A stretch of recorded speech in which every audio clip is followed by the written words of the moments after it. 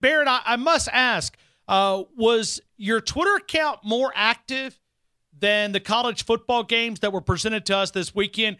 Your Twitter account must have been more active. It was. I think there's a couple of times on another network that I appear on quite regularly. And I'm not to say they took things out of context, because what I said is absolutely what I said. But it was presented on social media in a way that is designed to light up my mentions and create a surge, cause a surge. Because I said, and this is what I'll put on his Twitter account, I think Ole Miss will beat Alabama in Week 3. But then immediately after that, I said, but still win the SEC championship in December. So that was conveniently left out. And look, I get it. It's buzz-driven society these days, and that's what happens. But no, I do think that Ole Miss will beat Alabama in Week 3, but Alabama will still win the SEC championship with that one loss. But in Tuscaloosa, when you mentioned Ole Miss beating Alabama, help me out. Why do you think that? Well, first, I think it's first things first. Upsets are upsets for a reason. If somebody was to sit here last year at this time and say, you know what, Syracuse is going to beat Clemson, people would think that they're crazy, but it happens. So upsets are not supposed to be completely rational, thought-out picks. They're just flat-out not. That's why they're upsets. But with that said, I think Ole Miss has some matchups that favor them in that game, and specifically because of the timing of that game. It's Week 3. It's in Oxford. Alabama's secondary is not necessarily accustomed to playing with each other, so they might not all be on the same page all the time. Ole Miss wide receivers are fantastic. DK Metcalf, DeMarcus Watt, J.J. Brown. They got a great quarterback in Jordan Tahamu. And then looking around for the offense for Alabama, okay, yeah, Jalen and Tua are still there right now. But, are they ready to get into a point-a-minute shootout? Because that might be what this is. So that's my reasoning behind it. Does it make a ton of sense and complete sense?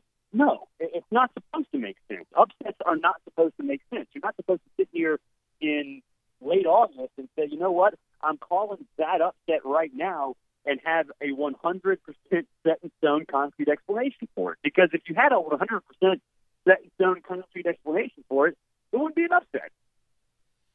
Barrett, let me go here just for a couple of seconds. So let's tie it back to the quarterbacks here for just a minute. Nick Saban, very, Nick Saban? Yeah, I mean, I guess so. I mean, but looking at quarterbacks being announced all over the country. I mean, is it really an advantage 5 days out to know who you're playing against? I mean, is it? I mean, I know he's kind of old school, but I mean, all over the country, these quarterbacks are being announced. I think Nick Saban knows who it's going to be, but he's not telling you or I. I tend to agree that it doesn't make a whole lot of difference. I think at this point, if your quarterback is taking the number one snaps in practice, and whether you tell somebody or not, that information has a way to make it to the opposing team no matter what. So I don't think it's a huge deal. I do think Alabama's a little different, and Saban's a little different in the sense that I've been told by a lot of different people that many quarterback battles, when Saban is there, really haven't even been known to the team. That the number one reps in practice were still rather split, even on game week leading up to the big season-opening game. And so, if Nixon's been playing games for sure, but he also might be playing games with his own roster, because I do think that there have been times where even the players on that roster don't know who's starting at quarterback until the Friday night before the game, due specifically to the fact that reps really haven't been divided up in a way that sort of suggests he might be the number one guy. Well, I go back to Cooper Bateman starting a couple of years ago against Ole Miss. I was told he was notified 30 minutes prior to the game. Yeah, no, I was told that too. And I was told that Blake Barnett was going to start the next week until he got hurt in Torres intestine, I think it was, or something like that. So, it's Nick Saban and Alabama play that game with their quarterbacks, and I think. But see, I don't know. I think it creates more anxiety. I think it does too. I mean, see, here's the thing, though.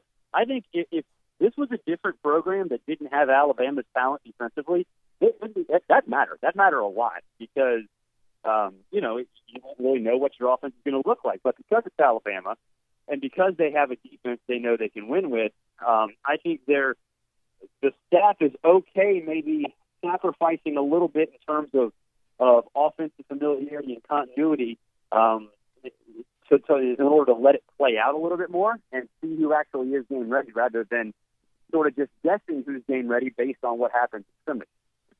So do you think Nick Saban could screw this up? I mean, can he mismanage this? Can he screw this up, even though we look at him as being unhuman and great and all this different thing? But can he screw this up? I mean, can he mess it up? Sure he could. There's no doubt he could because he's playing this his way, but we talked about this all offseason. We did. Not the only one in control. Jalen's in control too. Is in control too. So yeah, he could screw this up for sure. I don't think he will, but I'd argue that back in 2016, even though obviously it worked out with Jalen Hurts, leading Alabama to a national championship game, he kind of did screw that up in the sense that the three other guys transferred, and so if Jalen had gotten hurt, there was nobody behind Jalen. So I'd argue that he did mismanage that battle in the sense that he was left basically nothing behind the guy that he chose, and that obviously is not what he wants to do. He wants to keep, both of these guys happy, and in the case of 2016, wanted to keep at least two or three of those guys happy, and he didn't do it. Barrett, when you look at this Louisville game, I mean, can you believe it? We're actually breaking down the game. What do you see? 25.5 points according to the experts in the desert. What do you see in Alabama-Louisville on Saturday? Oh, I'd take Louisville, but I don't think it's going to be a close game by any stretch. I think that, Alabama will get up big. They'll control it. The defense, even though I think Puma Pass is a good quarterback, obviously first-year starter is going to have some jitters, especially going against Alabama defense. I think Alabama controls it from the outset. That said, I do think Alabama will try to get out of there quickly in the second half because they don't want to make things any more interesting than they possibly could be.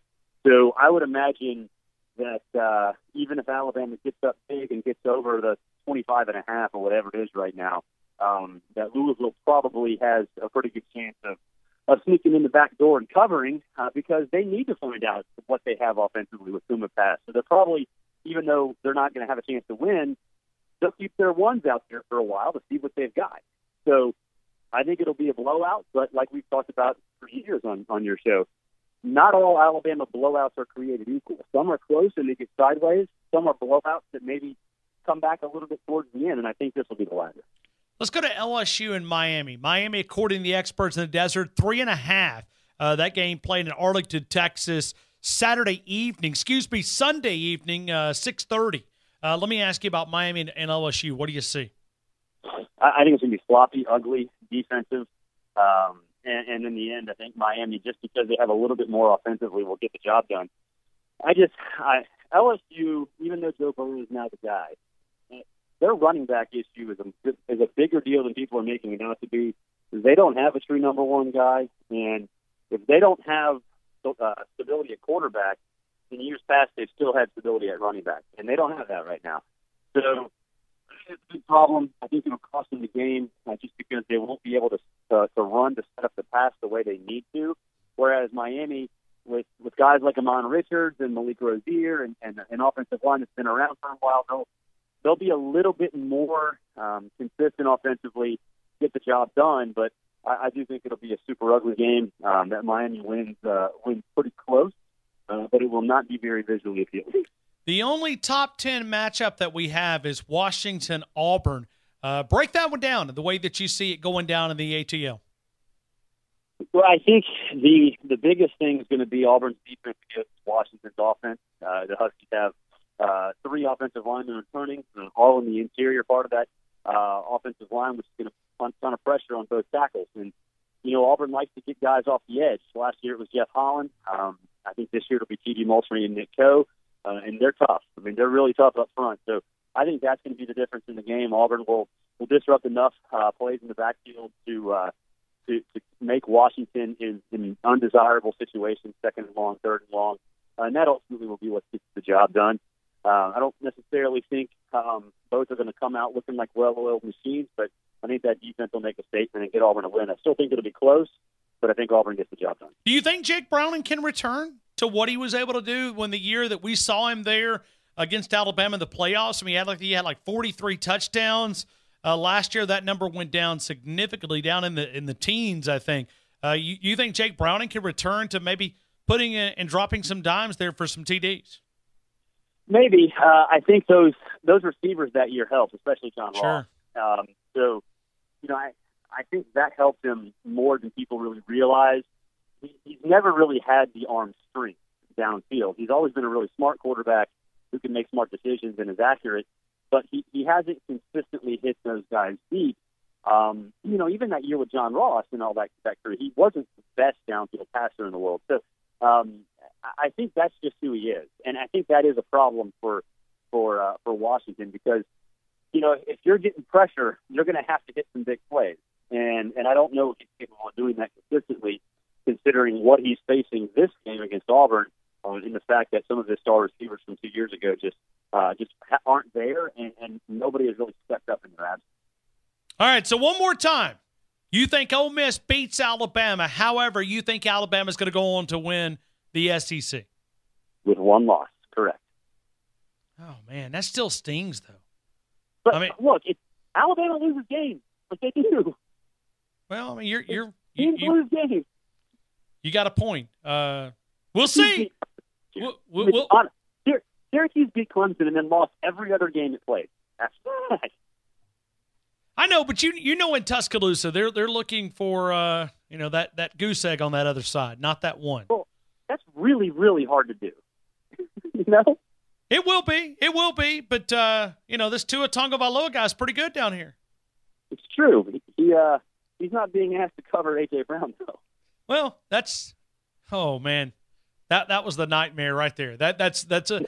Hey, listen, and I wasn't trying to be mean earlier in the show. Had a caller that called up, Barrett, and I'm this may not be good, but I'll repeat it anyway. Guy called up and said, Ryan, are you concerned about the secondary? I said, I'm very concerned if Jalen Hurts is lining them up in practice. That's definitely problematic, yeah.